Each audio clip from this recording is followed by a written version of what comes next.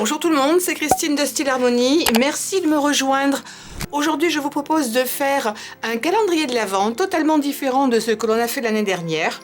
Et pour cela, on va utiliser un tableau. Donc, j'en ai plein que je n'ai jamais utilisé parce que je les avais prévus pour plein de projets. Et celui-ci va être parfait. Donc, celui-là fait 24 par 30. Vous pourriez en prendre des beaucoup plus grands. Ce sera à vous de voir. Ensuite, on va le recouvrir ici. À la place de ça, bien entendu, on va mettre autre chose. Donc moi, je vais opter pour un fond comme ça, rouge assez neutre. Ce que je vais faire, parce que ce rouge-là n'est pas très joyeux, quand on le compare à celui-ci, il est beaucoup plus presque orangé. Ce que je vais faire, c'est que je vais le sortir et le bomber avec du doré pour faire ressortir le papier qui est ici. Parce que là, je trouve que ce n'est pas assorti. D'autant plus que ce que je vais utiliser pour faire les petits sachets dans lesquels on va mettre les chocolats, je vais utiliser de la toile de jute avec une petite ici décoration par-dessus que j'ai acheté tout fait. Je vous mettrai les liens, vous pouvez les trouver sur Amazon très facilement et ça vient dans différentes tailles. Donc plus vous allez prendre un morceau ou une toile qui est assez large, plus il faudra que votre tableau soit grand parce qu'il va falloir en faire 24. Donc c'est pour ça que j'ai opté pour du plus petit. Après tout, on ne met qu'un seul chocolat à l'intérieur, ça va être suffisant. On va utiliser de la colle chaude pour coller juste un petit peu les bords et ensuite on pourra mettre notre chocolat à l'intérieur. L'avantage, c'est que c'est du tissu quelque part, c'est une fibre naturelle, donc on va quand même pouvoir mettre quelque chose d'assez intéressant à l'intérieur en termes de taille. Un chocolat n'a pas besoin d'être énorme. Donc moi j'ai opté pour ça. Et puis ensuite on pourra éventuellement aussi décorer un petit peu plus. Utilisez un papier de fond qui vous plaît, sachant que moi je voulais quelque chose d'assez neutre pour pouvoir ensuite, et de pas trop charger, de mettre ça par devant. Parce que du coup on va pas mal le couvrir. Donc j'avais pensé à des feuillages éventuellement. Tout ce que j'avais était un petit peu chargé. Donc j'ai opté pour celui-ci. Et puis on viendra l'agrémenter un petit peu plus tard. Pour les tenir, il va vous falloir également des pinces. Donc je vais prendre celle-ci, pareil qu'on trouve un petit peu partout maintenant. C'est très facile. Et on les tiendra tout simplement comme ça. Et on les mettra ensuite sur une petite corde en toile de jute que l'on va accrocher par devant. Et au fur et à mesure, comme ça, on n'aura plus qu'à le prendre et ce ne sera pas compliqué du tout à utiliser aussi bien pour les grands que pour les plus petits. Ce que l'on va faire éventuellement, c'est décorer le devant des pinces à linge. Alors, je sais que ça existe tout fait, vous pouvez éventuellement opter pour cette option, mais je trouve que c'est tellement plus satisfaisant de faire les choses soi-même que de les acheter toutes faites. Et puis, je trouve que les prix sont devenus assez exorbitants cette année, tout a augmenté, alors que d'acheter les choses individuellement comme ça, finalement, ne coûte pas cher du tout, et puis vous pouvez vous en servir pour autre chose, parce qu'il y en a bien plus que 24 là-dedans.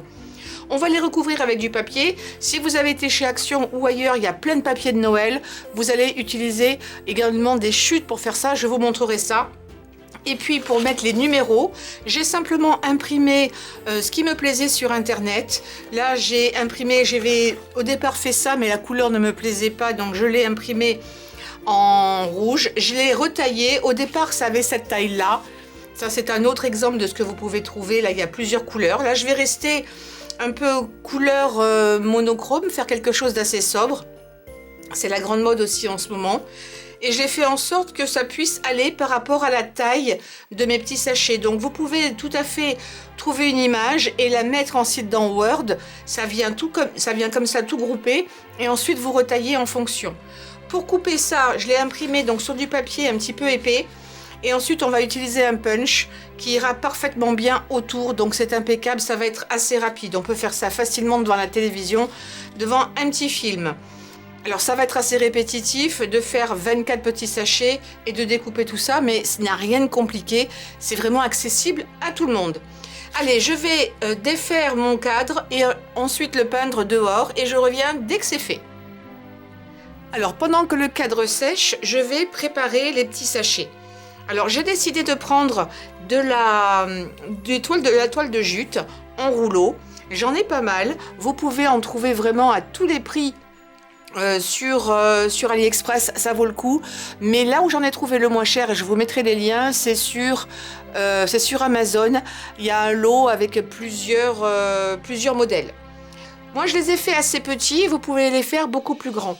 Si vous prenez de la toile de jute en rouleau qui est comme celle-ci, vous pourriez également, vous voyez, les sachets, les faire plus grands et du coup mettre plus de chocolat à l'intérieur si vous en avez envie. Là, j'ai fait quelque chose de petit parce que j'avais qu'un petit tableau. Il fallait que tout rentre dessus.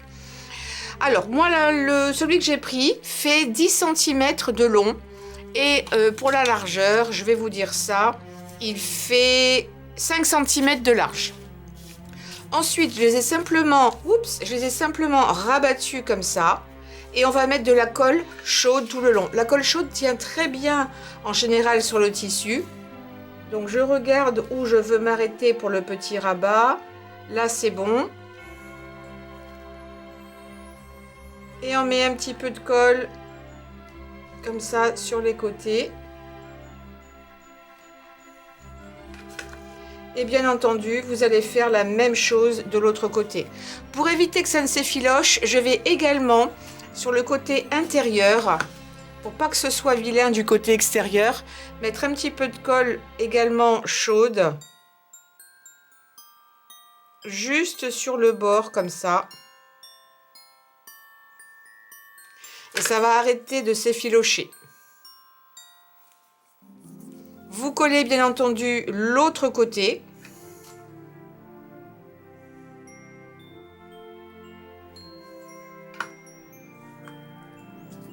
Et ça vous fait une petite pochette pour mettre à l'intérieur ou un bonbon ou un chocolat, ça rentre sans problème. Ensuite, sur internet, je suis allée chercher, j'ai tapé chiffres ou calendrier de l'Avent et j'ai regardé ce qui pouvait aller ici. J'avais décidé de prendre des ronds. Je les ai ensuite imprimés et découpés pour que ce soit assorti à ma feuille de fond. Donc j'ai pris du blanc et du rouge. Bien entendu, vous pouvez faire tout cela dans les couleurs que vous choisissez. Donc ensuite, une fois que c'est sec, vous allez simplement, ici c'est quasiment sec, mettre le chiffre, pareil de la colle. Alors, je ne le ferme pas, je regarde juste où je dois le mettre pour que ça vienne juste suffisamment à ras et qu'ensuite je puisse l'ouvrir et le caser comme ça, tout simplement. Donc là, évidemment, vous allez en faire 24, certains font 25, il n'y a pas de souci. Ensuite, ce que j'ai fait, c'est que j'ai préparé des petites pinces à linge. Donc, pinces à linge, vous en avez partout pour pas cher. Vous en avez dans les magasins Loisirs Créatifs, quelquefois au rayon enfant. Donc, n'hésitez pas à les regarder. Et puis, j'ai décidé de les décorer avec un petit peu de papier, toujours dans les mêmes couleurs, ici, pour rester quelque chose d'un petit peu sobre. J'ai tendance à toujours faire des choses un peu multicolores. J'ai décidé de faire sobre et de sortir de ma zone de confort. Donc, comme j'ai plein de chutes, je les ai utilisées pour faire mes petites languettes. Et ensuite, on va simplement les coller sur nos pinces à linge qui vont tenir du coup nos petits cadeaux, enfin nos deux petites pochettes. Avec la colle chaude, ça tient très bien et ça va tenir aussi. Surtout, ça va coller très très vite. Et je vous avoue que j'ai fait ça devant les films de Noël. Comme ça, j'ai mis mon temps à contribution. Donc, toutes les petites pinces à linge sont faites. Vous allez préparer ensuite votre corde pour la mettre dessus. Donc, pareil, je vais rester dans de la toile de jute en corde pour que ce soit plus assorti. Alors, j'ai changé le papier. Je crois que j'avais choisi au début parce que je trouvais un petit peu foncé. Inutile de dire que cette feuille, je l'ai récupérée dans les fameux blocs de chez Action. Donc, c'est parfait. Et maintenant, je vais mettre mon cadre par-dessus. Alors, j'ai un petit tuyau à vous donner. Je vais revenir un petit peu en arrière. Quand vous peignez des cadres comme ça, j'ai utilisé une bombe. C'est loin d'être parfait, mais j'ai fait plusieurs erreurs. Donc, je vais partager ça avec vous pour que vous évitiez de faire la même erreur. Quand vous peignez, et surtout, c'est d'autant plus valable avec de la peinture métallisée, vous devez vraiment ne pas être trop près. Mettez-vous à une trentaine de centimètres, allez, 25 centimètres. Vous faites plutôt léger, vous laissez bien sécher et vous revenez par-dessus. Malheureusement, sur les bombes que j'ai achetées, il n'y avait pas de... Ah, mouche! Il n'y avait pas de mode d'emploi. Donc si vous en avez un, lisez-le. Des fois ils vous disent 10 minutes, des fois ils vous disent une demi-heure, ça va dépendre un petit peu de ce qu'il y a dedans. Mais c'est surtout que moi j'étais trop près et en plus j'en ai mis trop d'un coup, ce qui fait que ça a mis quasiment 5 jours pour sécher et à chaque fois il y avait des traces de doigts. Je ne sais pas si on va les voir, il faudra peut-être que je redonne un petit coup ici. Et c'était vraiment catastrophique. Donc ne faites pas cette erreur, ni trop près, ni vouloir en mettre trop d'un coup pour aller plus vite. Il vaut mieux prendre son temps, laisser sécher entre deux. Vous devez toucher. Si c'est pas sec, vous touchez sur un petit coin. Si ce n'est pas sec, vous devez laisser sécher bien avant de remettre une couche et plutôt fine. Oui, c'est vraiment important parce qu'après, c'est une prise de tête, mais magistrale. Quand vous allez vouloir le récupérer, il y avait des traces absolument partout. Je suis désolée, je me suis fait un petit peu bobo. Et j'aime bien ça parce que je ne voulais pas le pendre, je voulais vraiment le déposer sur une table.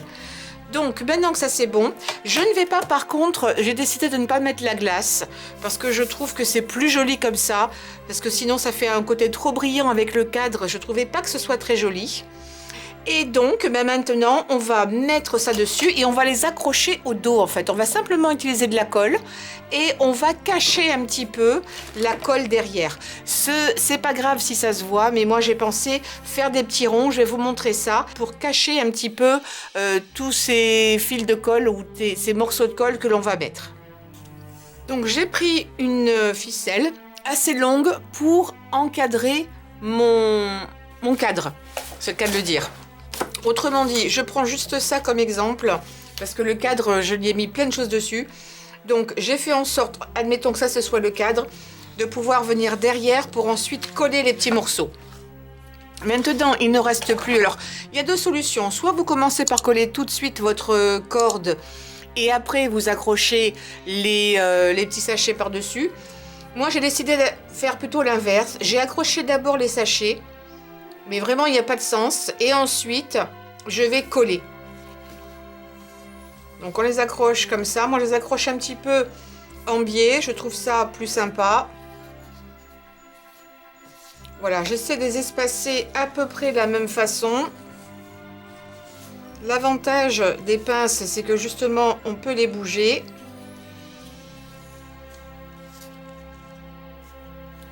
Et maintenant, on va coller. Alors, au final, voilà ce que cela va donner. Avant de coller, je vais les mettre comme ça. C'est pour ça que je vous disais, j'ai fait une sorte de simulation. Si ça avait été un peu plus grand, je les aurais fait davantage descendre un peu comme ça. Mais j'ai voulu faire avec ce que j'avais. Parce qu'on a tendance à beaucoup acheter. Et je trouve que les prix sont devenus assez phénoménaux, donc je vais faire en fonction. Donc là, ça me paraît bon. Je vais prendre peut-être des petits points de repère pour pouvoir les coller là où il faut, derrière. Donc celui-là, je vais le mettre assez haut. Et pour pouvoir prendre des points de repère, ce que je vais faire au niveau de ma table, comme j'ai du papier par-dessus, je marque les angles ici. Hop, je viens...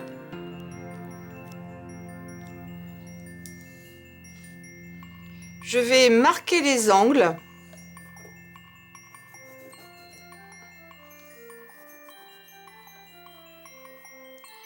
Des quatre coins.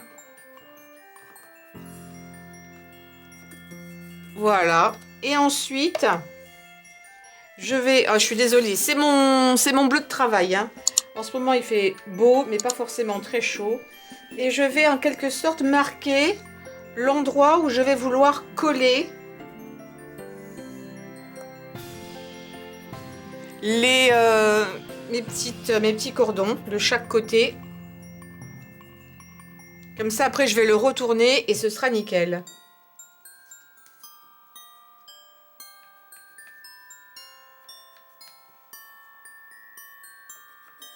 Voilà, ça c'est fait.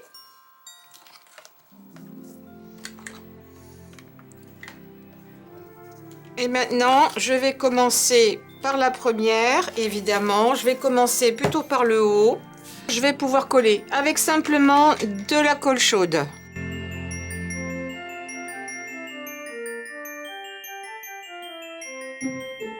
Donc celui-là, je pense que je vais le mettre plutôt vers le haut. Je vais être assez généreuse en ce qui concerne la colle. Voilà. Et par-dessus, j'ai prévu des petits ronds.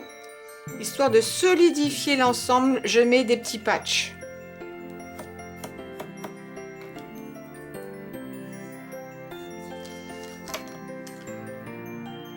Et je vais faire la même chose de l'autre côté.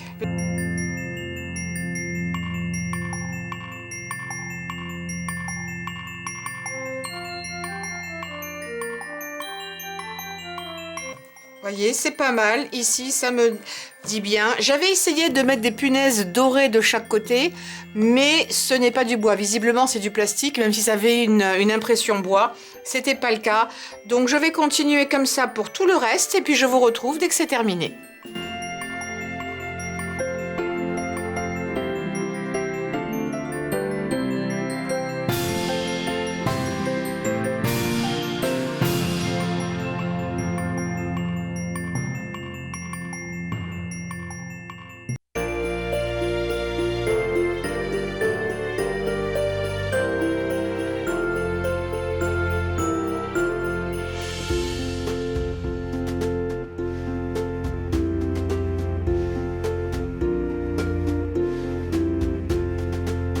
Et voilà, mon calendrier de l'Avent est terminé. Je vais peut-être mettre quelques décorations en plus parce que je le trouve un petit peu austère.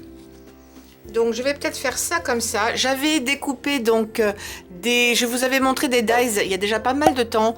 Je crois que ce sont les dies de In Love Art. J'essaierai de vous remettre le lien dessus. Donc ça vient en 2 modèles. On peut enlever éventuellement, si vous voyez à l'arrière, c'est plein de petits trous, mais c'était un petit peu fastidieux, surtout que j'ai oublié de mettre du papier sulfurisé pour que ça parte. Donc j'ai décidé de les lancer en entier. Je vais faire cette petite décoration là. Je reste un peu dans les mêmes couleurs. Je vais juste rajouter exceptionnellement un petit peu de vert. Je vois que j'ai dépassé. Hop, j'enlève. Parce que j'ai un petit peu de vert dans le fond. Donc c'est juste une petite touche de rappel. Voilà. Ça, ce sont des décorations que j'ai faites avec de la colle et des paillettes. C'est pareil, je vous mettrai la vidéo en haut à droite. J'hésite entre le mettre... Non, ça va faire bizarre sur le côté. Je vais le mettre là, en bas. Je vais le descendre un petit peu.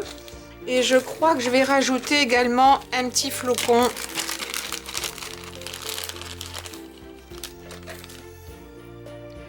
En paillettes également.